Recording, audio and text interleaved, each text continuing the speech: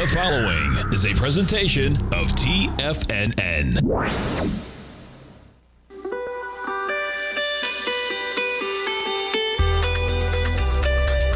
The Morning Market Kickoff with your host, Tommy O'Brien.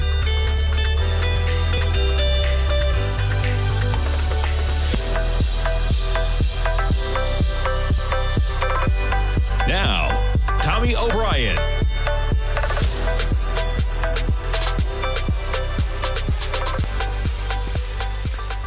Good Friday morning, everybody. I'm Tommy O'Brien, coming to you live from TFNN just after 9 a.m. Eastern Time. We got about 24 minutes to go until the opening bell, and markets picking up where they left off basically since the spike high on Tuesday. Lower prices coming at you with the S&P off 1% yet again this morning, under 3,900. We reach a low of 38.71. Just in the last few hours, right now we're trading at 38.90. NASDAQ 100. So much for 12,339 just a few days ago. We got 11,300 points from that spike high. Even if you just eliminate all of that spike high that we got on Tuesday's number for the CPI, folks, you're still talking about a NASDAQ 100 that's down about 400 to 500 points from some of the highs that we had just a few days ago. NASDAQ 100 off about 0.5% right now. Interesting, because the S&P is off about almost a full percent. Dow off about a full percent, and the Russell off about a full percent. So maybe the NASDAQ, the strongest index you could say, as in it's only down 0.5% today. We jump over to Bitcoin. No more auditing for Bitcoin, as even the auditors are saying, you know what, we're really not auditing them anymore. We'll get into that in a moment, but Mazars is one of the biggest auditors out there in crypto, the French firm, saying, guess what, man, we're not doing auditing of it anymore, because realistically, there's no way that we can be sure of what's going on the balance sheets when you're talking about proof of reserves. Not the same thing as a financial audit of most financial companies. So nonetheless, crypto getting hit. No more audits, no more safety. The audits probably don't mean much anyway. That's probably what was going on. Crude, lower prices. How about a 73 handle coming at you, man? Lower prices indeed. Yesterday, nice number, 77.77, the spike high. And right now we're trading at 73.68. You got crude down $2.50, we'll call it, off 3.2%. You got the gold contract up a bit at 17.94 this morning. We jump to notes and bonds. Lower price, higher yield coming at you, man. We got the 10-year off 14 ticks. We got the 30-year off a full point and 7 ticks, man. The 30-year is off almost 2 full points from where it was yesterday. Quite the action. Now you take a look at the 10-year. I've been talking about it. We are well above this channel line, folks, right now. But a critical area in terms of where we are in the 10-year right now, flirting with the upper boundary of that channel line. The only reason I say we're flirting with it is, you know, if you're using linear regression here, okay, if we're going to activate this drawing, there's nothing to say that maybe the top is right here. Maybe that's a little bit of a better fit from the trend that we have that started in March, okay? You see the March top, the August top, the top that we're running into right now, a nice parallel line coordinating to the bottom channel line as well, and we are just bumping up against that channel line. So it's going to be interesting, folks. Does the 10-year accelerate higher out of this channel line, meaning that we got lower yields coming at you, or do we bounce off that top portion? Boy, we've seen it happen before, man. Doesn't mean it can't happen again on the 10-year, but critical area in terms of where we are. The 30-year, similar action, right? You take the 30-year and eliminate this one. As you can see, right? Critical area for yields in terms of where we are right now. It's quite a bounce in those markets in terms of higher price, lower yield. For the better part of almost 2 months now, you've had these markets with higher price and lower yield coming at you. Recessionary fears taking over on a longer term basis when you're talking about the 10 and the 30. We'll see where they go, though. Critical areas in terms of where we are in yields. Lots of critical areas. We're going to jump over to them. VIX catching a bid yesterday, and we're continuing that today. You get the VIX up 67 pennies right now, trading at 23.50. You know, the one thing I will say is this is an area between about 20 and 22 that the market has seen resistance from the VIX. Anytime we've gotten back down to that area, you know what? The market said, you know what? We're not going lower than that with everything going on right now. And we've seen a little bit of a sell-off, and you're potentially seeing it happen yet again. As we're getting a spike, you saw a VIX on December 5th, 11 days ago, December 2nd, 18.95. Since then, we're up about $4.50 at 23.48 on the VIX. We're going to jump over to the dollar index. Dollar index right now, slight negative action on a 5-minute basis, but kind of just chopping around. I wanted to take a quick look on the dollar index. I sent out an email to subscribers yesterday of Rocket Equities and Options. So check it out, folks. You put this thing on a weekly. All right. And really all you got to do is go back to the beginning of the trend of the move we had in the dollar. And I'm going to tie it to gold. Okay. Dollar index back about a year and a half ago now. We're talking about back in May of 2021. We had the dollar about 90. It accelerates to almost 115. Okay, and I just put this at about 114. You got a few tails up there. You got a few bodies. Where it is, it's an art, not a science, folks. But what have we done? You've had the dollar index pull right back to a 382. Okay, so critical area for the dollar index as well. Now, when we talk to our man Teddy Cakestad on Wednesday, right, he'll often say, you know, you think you're trading one thing and actually you're trading another. Well, the dollar and gold so tied together. If you're trading gold, you better keep your eye on trading the dollar, because if you're trading gold in dollars, you might just be trading the dollar. Okay, so here's what the dollar looks like. This is a weekly. It's going back to about a year and a half ago. You see the acceleration. We're sitting right at the 382 of that entire move. Okay, now take a look at what the gold contracts looks like. Gold, little bit of a different time frame. Okay, in terms of where we are now on the dollar index, we took it here. Okay, so there is complete divergence going on when you talk about that. But folks, where are we at? Interesting that we are at a 382 of the entire move on gold, right? Gold made it up to 2086. We have a lot more going on in that market. It's just not the dollar index, because the dollar index encompasses a lot, encompasses the euro a lot, which doesn't play into gold as much as maybe a currency like the dollar yen, for instance. But nonetheless, pretty interesting, slightly different time frames here, okay? Because this one is only talking about the move we had since March.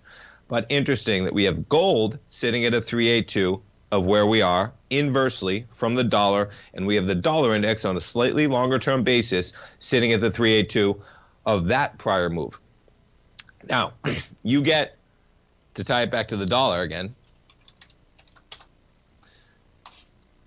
if you get dollar weakness, if this continues to lower trends, right, what's going to happen? You're going to see on the flip side of that gold strength, okay? So both of those critical areas in terms of where we go, you see the pop they've both gotten recently. Gold sitting at about 1,800, gold coming right into that 382 area. So you got a critical area in gold.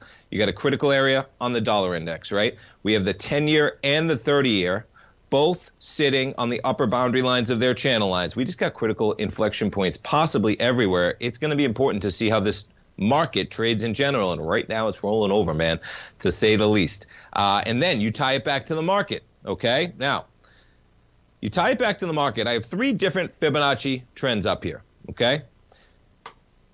The first trend was the initial thrust lower at the beginning of the year. We started about 4,800. You dive down to about 4,200, right? And what did we do?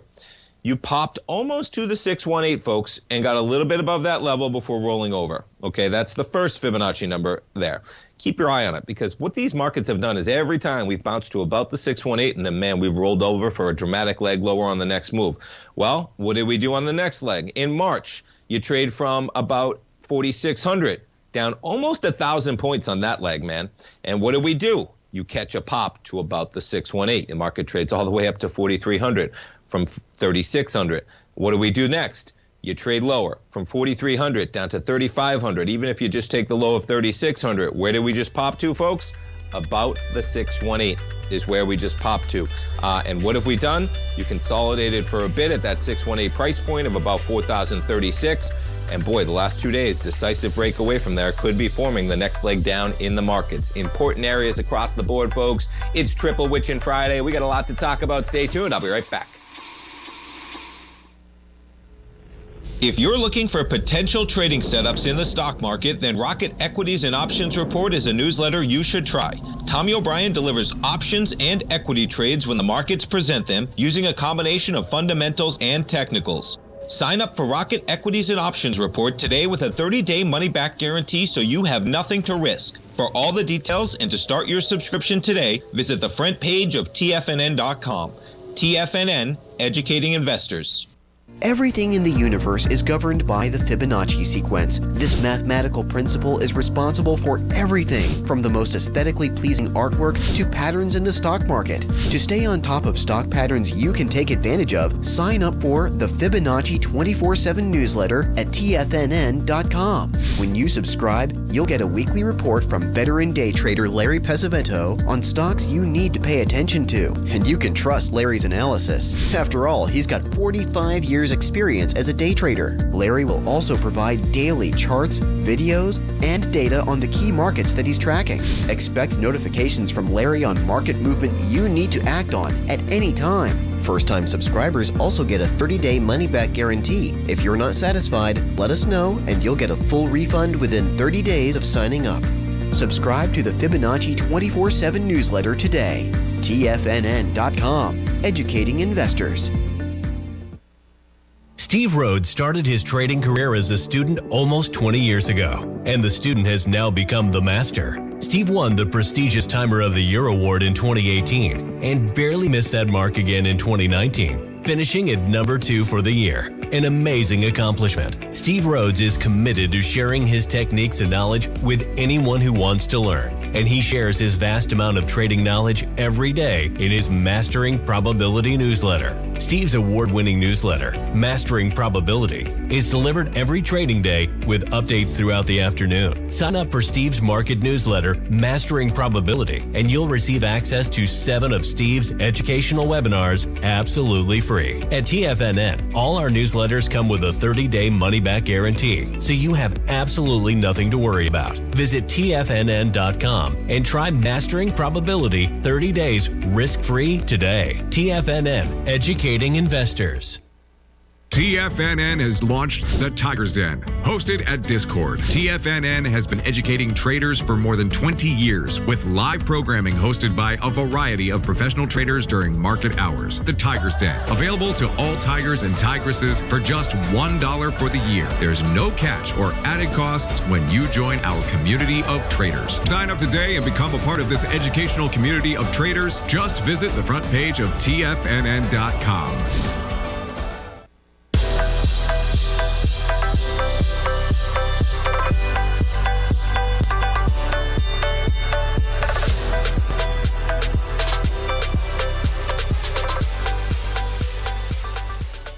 Welcome back, folks. We got the S&Ps right now. We're negative by 45 points, make it 46, trading at 38.80 right now. And the last part of this conversation with the S&P, folks, so I laid out the shorter-term basis, right, in terms of we got 3 Fibonacci retracement areas, all of them about the 618. The most recent bull market, call it a bear market rally potentially, okay, in terms of the acceleration we got from October, the lows of about 3,600. You did get a spike to 3,500, okay, but I've just used 3,600, which is kind of the area that's chopped around at for lows from September 30th all the way to October 17th. You got 5, 6, 7 bars almost that matched up to that price area of 3,600. We just chopped around at the 618, folks. We got to that level on November 15th. It accelerated out of that area December 15th. You were sitting there for about a month. Time flies, man. At that 618, it's a decisive break. And boy, I mean, if you just get an A, B, C to D, folks, okay, you're talking about potentially 600 points from a price level. No, excuse me, 700 points, okay? And it would be 800 points if you took the exact high to the exact low, which you could do, okay? That would be 3,500 to 4,300. But it's about 700 points is where it would be if you took the lows of the bars, the candles, I should say. 700 points, the 618 is about 4,036. So if you take 700 points, folks, if that's an A to B, C to D, and this blows past that B point of 3,600, folks, we're only 280 S&P points from that price level right now. 700 points brings you to 3,300. If you take the full A to B, C to D, in terms of from 4,300 to 3,500, that's an 800-point leg. And if you ballpark where this 618 is at 4,000, folks, 800 points off of 4,000 brings you to 3,200, okay? Keep it on your radar, man, because 3,200 is totally in play right now, because the last part of this conversation is a 618. 618's everywhere in this market, folks. What's a 618 of the entire COVID run? Brings you to about 3,200, 3,183, and that's just ballparking where I am right now on that Fibonacci. Wouldn't be outlandish, folks, for this market to make one more leg down. Maybe we rip into that area over the next 3 to 6 months. Seems like we don't have full capitulation if you really want it, man, with everything going on in this market right now. I mean, on that spike high on Tuesday, folks, for the Dow was within a stone throw of all-time highs. The Dow was trading at an area that it traded at, I think, like December 21st last year, and it made all-time highs right at the beginning of the year. So it was within literally a week or two of where it traded to all-time highs at the end of last year. That might not be what really Max Payne looks like to reset generational inflation, the battle we're having, folks, all right? And this is not all doom and gloom. This is just that the market has not priced in everything that it needs to for this battle with generational inflation that we have not seen in, 40 years? 30 to 40 years? So keep that in mind, man, because I'm seeing these 618s. You're seeing it roll over yesterday. You're seeing it roll over today. And 3,200, man, that 618's been sitting there forever in terms of where we are. The last acceleration lower got us to the 50%. One of the prior accelerations got us right near the 382. Not outlandish to think that the S&Ps could come to the 618, folks. The NASDAQ 100 already did it. Okay, you take the NASDAQ 100, you put it on a Fibonacci retracement area. Where did we just bounce to? 618. Okay, so keep your eye on that one, man. 618, not out of the realm. You think it can't happen, man. It happened in the NASDAQ 100. And we have a tough 3 to 6 months going forward, folks, regardless of what's happening with inflation, right? Rates aren't budging for the next few months, that's for sure. Maybe the market starts to get ahead of where the trend may be, as in maybe finally over the next 3 months, we start to see some concrete data that would allow the Fed to say, hey, you know what? Inflation's really coming under grasp. We're eliminating the 6%. We're back to 5. We're back to 4. We're confident that it's coming down. We're going to pause the hikes. And guess what? The market's saying, you know what? They're pausing. And in the next 3 to 6 months, they're going to start cutting. And maybe that's where you see that shift take place. But I think we got some negative prices, man, before we get there. And it's not going to be a one-way trip, man. You know, we're going to come into Christmas. We're going to come into the next earnings season. And it's going to be a tough one, folks. That's what I think is going to happen there. So we'll see what happens. But when I lay those out, when you see the accelerations we've had, each bear market bounce has got to the 618. And if you get that 618 on a larger trend, all you're doing is you're trading back to basically where this market was prior to COVID in the beginning of 2020. Not outlandish with everything going on, folks, to do that. And you back things up even further, right? For some context here, all that would be doing was trading to where we started 2020 off with. And folks, keep in mind that we started 2019 off at 2,500, okay? So if you're talking about going back to 3,200 and you're talking about doing that, and we have basically a period of 4 years that we're talking about, well, yeah, there was quite a pullback towards the end of 2018, okay? But if you take where we started 2018, folks, you've gained, 700 points off of 2,500, which would be, doing the math, a 28% return over 4 years. And so you're talking about a 7% return in the market over 4 years from the year of 2019. That's not outlandish, folks. That's not doom and gloom. That is, if you bought the market at the beginning of 2019, you have returned 7% every year if this thing were to finish at 3,200. And think about what we're living through during that time. If I told you, right? And that is on the heels of, we're cherry picking right here, okay? That's saying the market goes from, context is important, folks, okay? Because people say 3,200, man, we were just at 4,800. Okay, wipe that out of your head, man. The market traded from 665 to 2,500, 6, 12, 18, 20, almost 4 times, right? Over the period of about 8 years. And then I'm taking that you still get 7% a year in the market if this trades back to 3,200. And meanwhile, over that time, we've lived through COVID, we've lived through generational inflation, all that stuff. It's not out of the realm, folks. The NASDAQ 100 already pulled back to the 618. So, keep that in mind. If you're in a retirement account or something like that, right, you don't need to be selling, okay? You can. You don't need to be, though. This is not doom and gloom. This is just getting over the hump that we're not over just yet. But if you're not comfortable with the market potentially trading with that type of volatility to the downside, I would take a hard look at where you are positioned in this market, man, because there is no reason to ride out that potential volatility if you are not going to be comfortable if the market trades down another 600 to 700 points. It's just not the case, man. I was joking to a friend yesterday, and we were talking about this. I was saying 3,200. I said, don't worry. That's only 7 more days like today, and we're there. And that's really how close we are, man, because guess what? Today, well, we're 50 points closer, man. And it's just like that. This market not stopping whatsoever. All right, let's jump to a little crypto, man, with Bitcoin down to 16,970. And Mazars, so they're going to pause. Yeah, I imagine they're going to pause for a while, man. It's all risk, very little reward right now with so many implosions taking place. The French auditor Mazars is going to halt work for Binance and for Crypto.com. I was talking about yesterday, then they had CZ out there saying something about Binance, something about deposits. They're still coming in. They're not drying up. I said, why would you believe anything he's saying, folks, okay? Crypto firms claim unable to sign deals with the big four firms, so nobody's going to back up their accounting anymore. And what it has to do with is it has to do with proof of reserves, okay? But the problem is, okay, is that proof of reserves only represents a snapshot in time, okay? Now, I'm going to try and find the article, the exact quote, because it's a good one, okay, in terms of what it does. And I'll finish it up after the break. Yeah, here it is. Proof of reserves reports have faced scrutiny. They're not a full audit. They only show the firm's assets. They don't show liabilities. And it's just a snapshot in time as opposed to a real audit. We'll finish this conversation, but be careful, man, across the board. We'll be right back. Building wealth trading in the stock market seems impossible to most people. They think it's too volatile and risky. Most people aren't going to take the time to educate themselves on how to do it right. But you're not most people, are you? At TFNN, you'll get the guidance you need to refine your strategies and techniques to invest like a pro. Because you'll be a pro.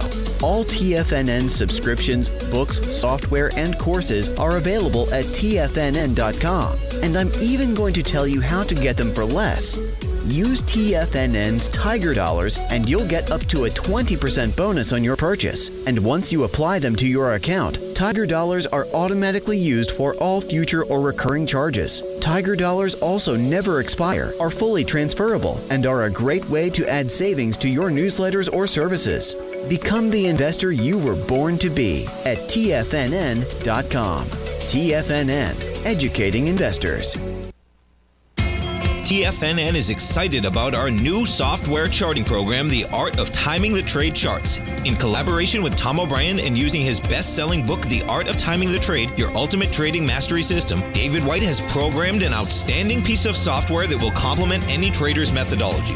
Using this first-of-its-kind program, The Art of Timing the Trade Charts allows you to scan thousands of stocks for Fibonacci formation setups, including Gartley's, ABC's, butterflies, and much more. The Art of Timing the Trade Charts is designed to help you when scouring the markets for stocks just beginning to form the trading patterns that many investors spend days, weeks, or even months searching to find. And right now, we're offering licenses available at only $79 a month. We are so confident that you're going to love this new charting software that will even give you a 30-day unconditional money-back guarantee. Don't miss out on this incredible new piece of software. Get your copy of The Art of Timing the Trade Charts today by visiting TFNN.com.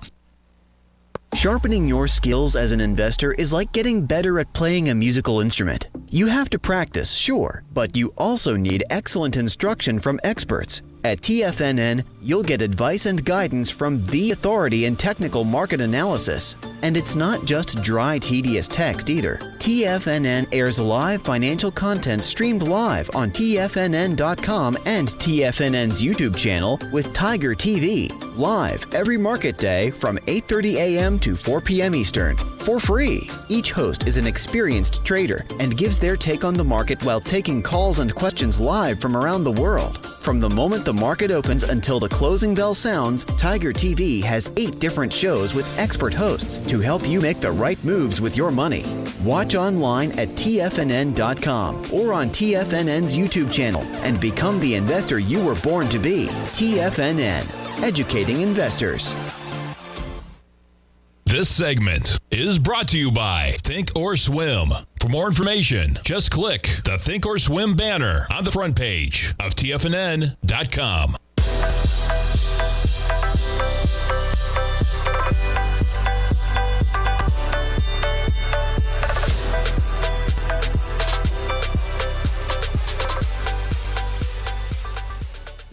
Welcome back, folks. We have the S&Ps down about 30 points. A little bit of a lift right there pre-market to the open. We're trading at 3,900 right now. You get the NASDAQ 100 down about 27 points. NASDAQ 100, the strongest, only down about 2 to 0.3%. You got the Dow off 0.75%. You got the Russell off 0.9% right now. Back to Bitcoin real quick. So we've been talking about on this show, folks, it does not make sense, man, that Bitcoin is somehow only at 17,000 and the whole world is imploding with the biggest Ponzi scheme ever that's collapsing multiple different crypto institutions, right? And everything going on. So with that in mind, man, you go back to now the biggest crypto firms out there that were claiming that they've been audited by Mazars, not even one of the big four, okay? They don't even get to claim that anymore. And here's where it comes in. You really don't know what's going on at all in crypto, man. There's just no mechanism for it right now. You can't trust anything out there. Now, this is a different conversation from the due diligence that maybe firms like Sequoia could have done before investing billions. Now, they didn't invest billions, but there were billions invested in FTX. And it was just a race to get in. They couldn't wait to do their due diligence, folks, because they had to get in. And venture capital has become a game where you get in, you lose 8 out of 10, it's okay, because the 1 or 2 that you get, they're gangbusters, right? And that was the idea for FTX. So they couldn't wait. They didn't care. They're following the lead. They get in. That's how bad things happen, man. But proof of reserves reports have faced scrutiny as they are not comparable to a full audit, and that they only show a firm's assets, not its liabilities, and instead serve as a snapshot in time that say information provided by clients broadly checks out, okay? There's nothing to prevent one of these exchanges from showing a proof of reserve, and this is my complete lack of fundamental understanding of things, but even in that, to understand what you don't know is important, folks, and I don't know what the heck's going on, but you know what I do understand is that I understand that you can't really know enough to trust them, and that's what you should understand too. You don't have to know everything, right? You just have to know enough to know that you can't know everything. That's the important part, because what's to prevent them from showing you their reserves for a split second and then using those reserves in some other capacity? Or maybe you just take them from one asset, you do it to another. Meanwhile, you've gained that asset through a liability that's not disclosed, right? I mean, SBF was not even doing he was not even doing complex things, really. I mean, I saw a tweet out there talking about Enron, man. Enron, they were creating special vehicles, right? They were doing all this really complex accounting to make it happen. No, SBF wasn't doing any of that, man. He was just taking the money, creating ledger notations to the money, and then just taking it and do whatever he wanted with.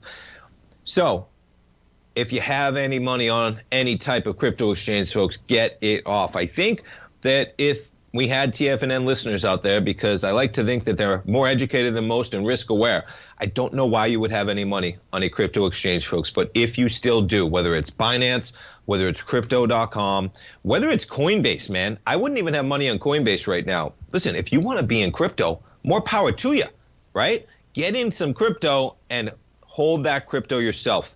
Get it on a cold storage wallet or something like that where you are the holder, you have the passcode, you don't have to trust anybody else. Decentralize it, because it's a big problem what's going on here.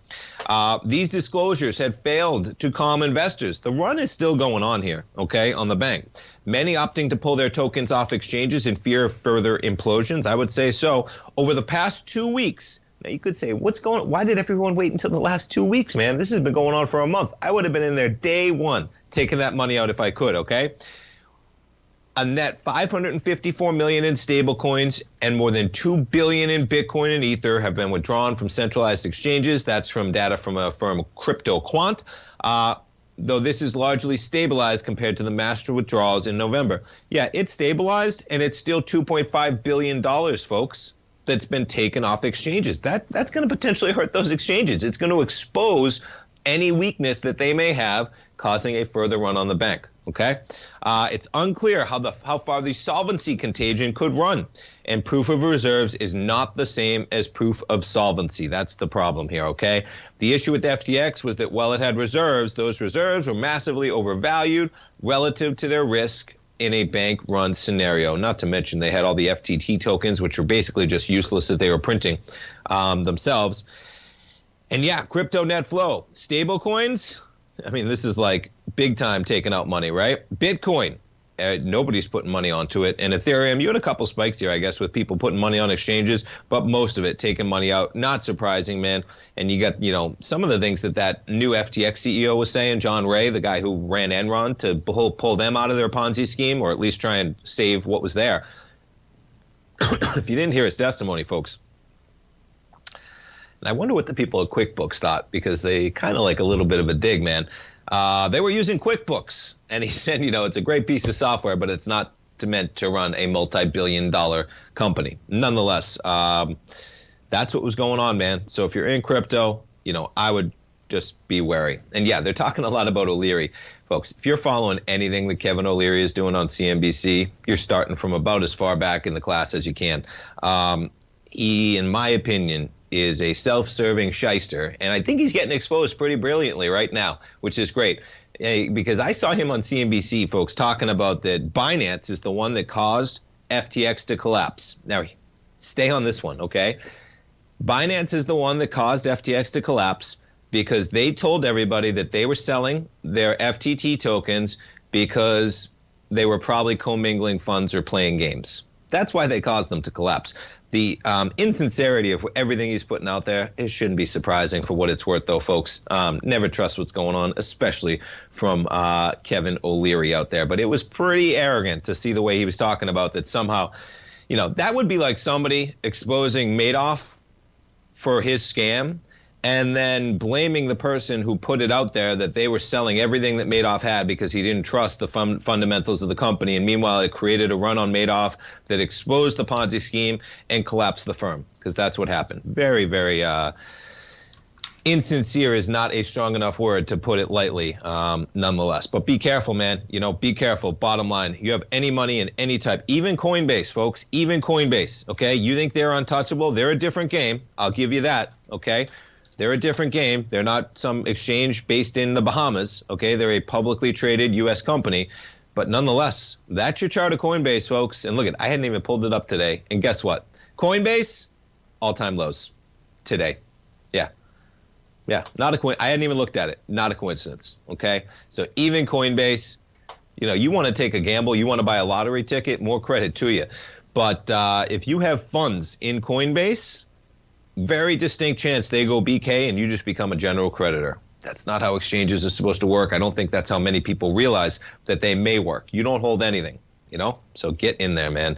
Yeah, it's a bummer because a lot of people are getting taken to the cleaners that don't know any better. And that's what's going on here. I'm very fortunate that I had some type of upbringing around this type of risk in terms of playing a lot of online poker back in the day. Folks, I was very, very aware of the risks. I was sending my money for a customer deposit to an unregulated offshore poker site. Basically the same thing as FTX, okay? Just a little bit smaller. Super well aware that the only thing that was behind that money was the full faith and credit of the company I was sending it to. There was nothing stopping that company from wrapping up the books, taking the customer funds, and booking it to wherever they wanted to. And that's what's happening right here, folks, okay? And unfortunately, a lot of people just didn't realize the risks associated with it. They're paying the price in a big way. So crypto, it'll be around, but yeah, take your money, hold it yourself. Don't give it to an exchange, folks. We'll be right back. You might think that if you want to be successful at trading in the stock market, you're going to need a crystal ball. After all, it's impossible to predict the future, right? Like any endeavor in life, before you decide it's impossible, get some advice from the experts. You might find that it's not so impossible after all. For daily market overviews that give you direction on the key indices, selective stocks, and commodities, subscribe to the Opening Call newsletter at TFNN.com. The Opening Call newsletter is written by Basil Chapman, creator of the trading methodology known as the Chapman Wave. The Chapman Wave up-down sequence gives you an edge in identifying price turns, finding the peaks and valleys in stock prices. Get the Opening Call newsletter by Basil Chapman in your inbox every day. First-time subscribers also get a 30-day money-back guarantee. If you're not satisfied, let us know, and you'll get a full refund within 30 days of signing up. TFNN.com, educating investors.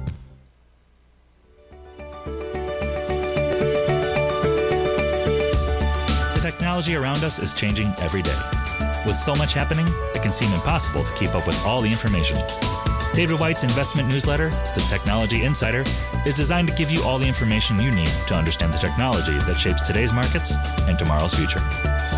David White has made his living staying on the cutting edge of technology. His weekly newsletter will give you specific recommendations for value tech stocks, as well as entry prices, target prices, and stops to set for each trade. Dave delivers his weekly newsletters every Friday with updates throughout the week. You can get the Technology Insider at TFNN.com for only $37.50. Sign up for David's newsletter, The Technology Insider, and get an inside look at everything the technology sector has to offer. Try it risk-free today with our 30-day money-back guarantee. TFNN, educating investors. Will the S&P 500 continue to climb? For bold trades on U.S. large-cap stocks in either direction, trade SPXL, SPUU, or SPXS. Directions Daily S&P 500 Bull and Bear Leveraged ETFs. Direction Leveraged ETFs. An investor should carefully consider a fund's investment objective, risks, charges, and expenses before investing. A fund's prospectus and summary prospectus contain this and other information about Direction shares. To obtain a fund's prospectus and summary prospectus, call 866-476-7523 or visit directioninvestments.com. A fund's prospectus and summary prospectus should be read carefully before investing. An investment in the fund is subject to risk, including the possible loss of principal. The funds are designed to be utilized only by sophisticated investors such as traders and active investors. Distributor Foreside Fund Services, LLC. This program is brought to you by Vista Gold, traded on the NYSE American and TSX under the symbol VGZ.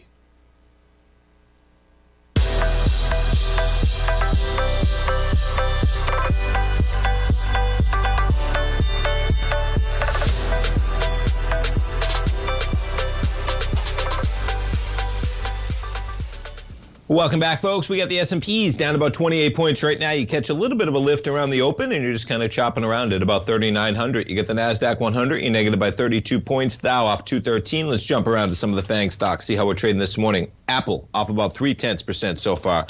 Amazon, a little bit of a lift after quite a week to the downside for Amazon shares. Amazon up about 0.1% right now. We jump to Microsoft shares down about 0.1%. Google shares flat at 91.23. How's Tesla doing? Still down about 0.7% for Tesla shares. We jump over to Meta. Interesting. Yeah. Interesting what's going on with Meta right now, folks. You know, it's up from $88, right? You're still chopping around at pretty decent lows, but I imagine this is the beginning of quite an onslaught for TikTok on a continued basis. There's no way I would be trusting my phone with the TikTok app on it. I know it's big everywhere. I'm seeing a lot of governments, state governments, right? You've been seeing the headlines with state governments talking about doing what they can to say government-issued phones, tablets, whatever it is for the state can no longer have TikTok on it. They have to share the data with China, folks. You're out of your mind if you think that China is going to have a company that basically is running the world in terms of global media. They got their app on everybody's phone, and that they would not try and use that data to be eavesdropping. So I imagine our government on both sides, I hope so, really start to bring it on TikTok, because you're probably going to see the day that they push them out, and they probably should. Because when you have to share that type of data with China, doesn't make sense, man. It's a national security risk. It's that simple. That's a very reasonable statement. And who's going to benefit from that? You're not telling me that they're lobbying. You're not telling me that Facebook is out there lobbying hard right now to get TikTok banned in the U.S. and probably everywhere but China. Man, you know it's happening, and it would be a huge boom to Facebook. And when I say Facebook, folks, you know, think Instagram in there as well, because that's a big one. Facebook, be really interesting, right? If Facebook ended up getting phased out, and I'm talking about over 10 or 20 years or something like that, but Facebook's a cesspool, man. That's my opinion, okay? Not a lot of good coming from Facebook. I do enjoy Instagram. That's my own personal take on things. It's still Facebook. And then, of course, you have WhatsApp in there as well. But, yeah, makes sense. As I was going to jump to this, hadn't even pulled up Meta yet, but I was going to talk about, you know, the potential there on a longer-term basis. The wind is going to be at TikTok's face, and it's going to stay there, man. It deserves to stay there, because that's basically a Chinese company that's eavesdropping on everybody out there. Yeah, this one's interesting in terms of cruise robot taxis. They're blocking traffic, causing collisions, self-driving vehicles, folks, well into the future. So be skeptical anytime you hear that. This one, an important headline, Goldman Sachs. They were a little bit lower in the pre-market on this news. They're cutting as many as 4,000 jobs now. You know, all things considered, There's been a lot of hires in the last few years, folks, for a lot of these firms. We got Goldman down about 1.2% right now. Let's see how the other banks are trading. JP Morgan down about 0.5% right now. Bank of America is flat. So Goldman trading lower. Morgan Stanley's down 1.6% too. So Goldman's down 1.2%. They're going to try and trim as many as 4,000 jobs. Now, they don't have a hardcore cap on that number or a floor. Top managers have been asked to identify potential cost reduction targets. No final job cut number has been determined. So they're looking to trim the fat, okay? Now, 4,000 is a lot of people to basically let go, fire. But the bank's workforce has surpassed 49,000 this year in the third quarter, up 34% from 2018, okay? So, boy, you take that number down to 45,000, you're still going to be up dramatically from where you were in 2018. Solomon said, this is the CEO, he's dialing back the firm's ambitions for consumer banking and signaled he's reviewing other business lines to manage headcount and limit costs. The latest cuts go beyond the firm's annual exercise of weeding out underperforming staff, which was the focus just a few months ago.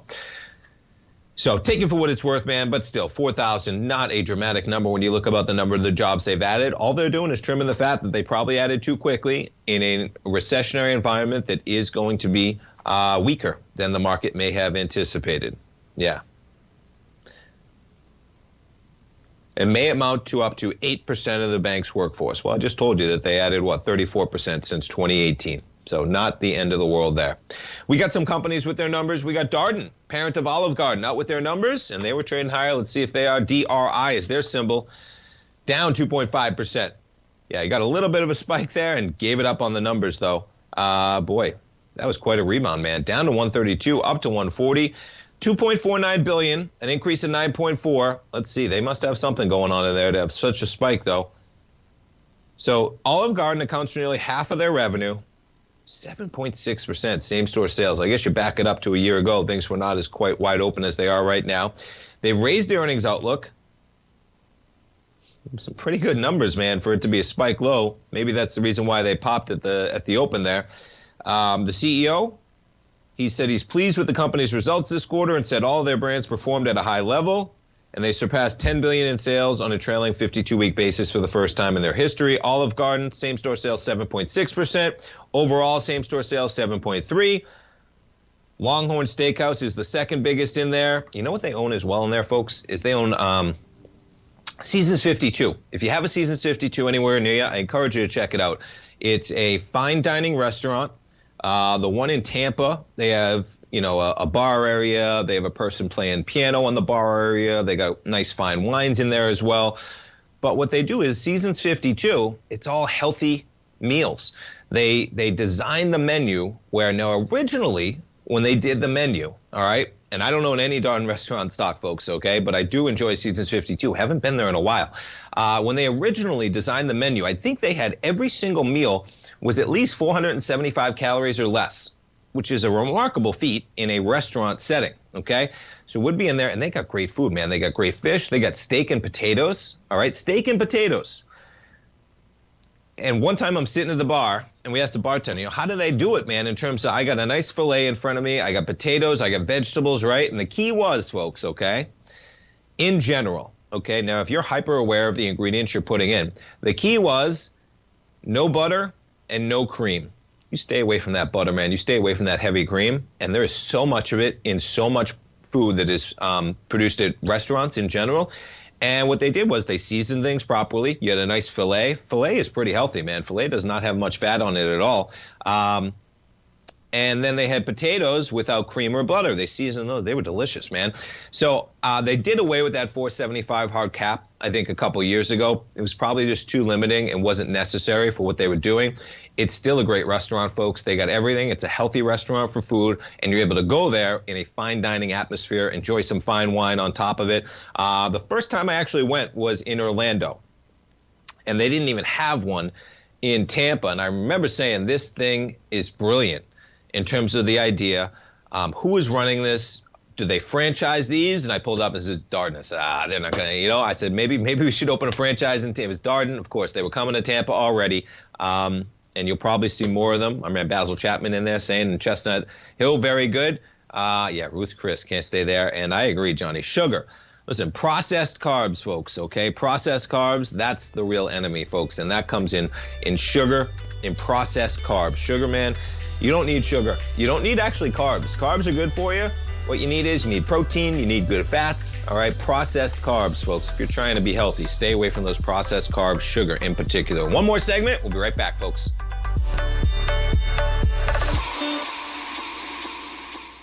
TFNN has just launched their new trading room, the Tiger's Den. Hosted at Discord, TFNN has been educating traders for more than 20 years with live programming hosted by a variety of professional traders during market hours. And now they are expanding their reach with the Tiger's Den, available to all tigers and tigresses for just $1 for the year. There's no catch or added costs when you join our community of traders. In the Tiger's Den, you can look over the shoulders of Tom O'Brien and the other TFNN hosts while they analyze charts during their live Tiger TV programs, and join an interactive trading community with hundreds of members exchanging ideas. Interact with other tigers and tigresses as they share trading ideas, news analysis, and discuss the market action all trading day, even at night and on the weekends. The Tiger's Den at Discord is accessible on mobile or tablets as well, so it's always at your reach. To sign up today and become a part of this educational community of traders, just visit the front page of TFNN.com.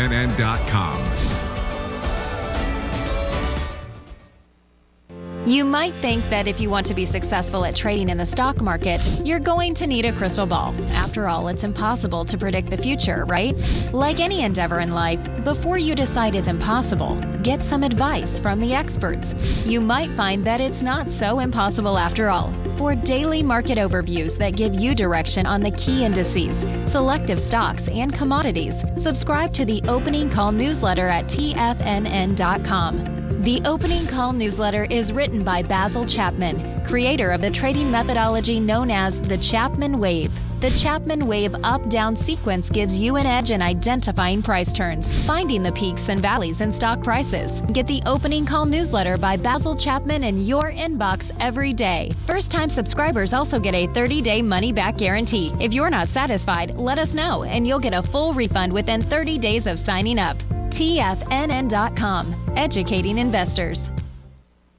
Everything in the universe is governed by the Fibonacci sequence. This mathematical principle is responsible for everything from the most aesthetically pleasing artwork to patterns in the stock market. To stay on top of stock patterns you can take advantage of, sign up for the Fibonacci 24/7 newsletter at TFNN.com. When you subscribe, you'll get a weekly report from veteran day trader Larry Pesavento on stocks you need to pay attention to. And you can trust Larry's analysis. After all, he's got 45 years experience as a day trader. Larry will also provide daily charts, videos, and data on the key markets that he's tracking. Expect notifications from Larry on market movement you need to act on at any time. First-time subscribers also get a 30-day money-back guarantee. If you're not satisfied, let us know and you'll get a full refund within 30 days of signing up.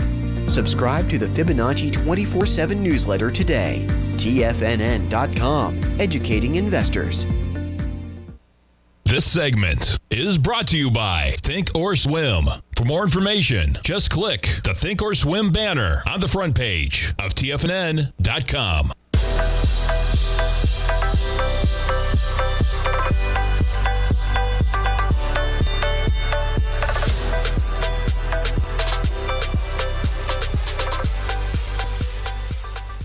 All right, folks, welcome back. We got a little bit of positive action right now going on the market. We got the S&Ps catching a little bit of a bid. I mean, you're talking about almost 40 points from the low right now. 38.71 at about 6 a.m. this morning. We're pushing 39.09 right now, negative by 18 points on the session. You get the NASDAQ 100 reaching positive territory right now, up by 19 points. You get the Dow still off by about 200 and the Russell off by 9.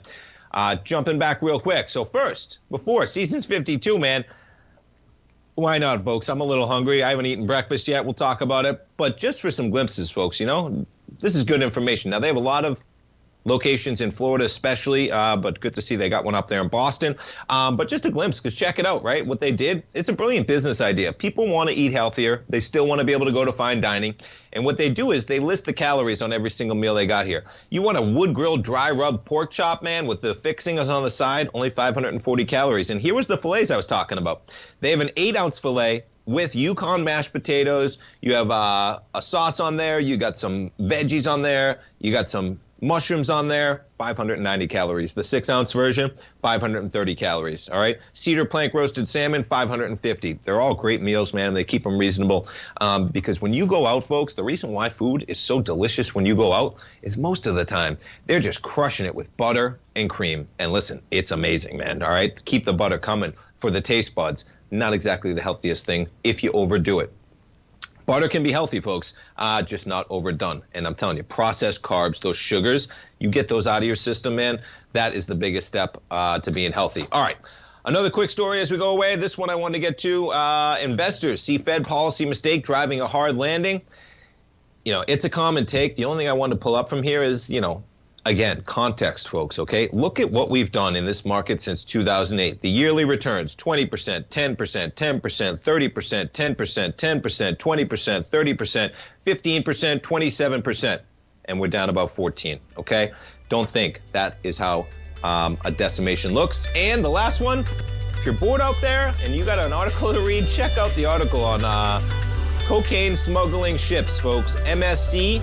Yeah, how about finding 20 tons of cocaine worth $1 billion on one of those ships? Wish I had more time, but check it out in Pittsburgh. Take here. How cocaine smuggling cartel infiltrated the world's biggest company. Stay tuned, folks. Basil's next.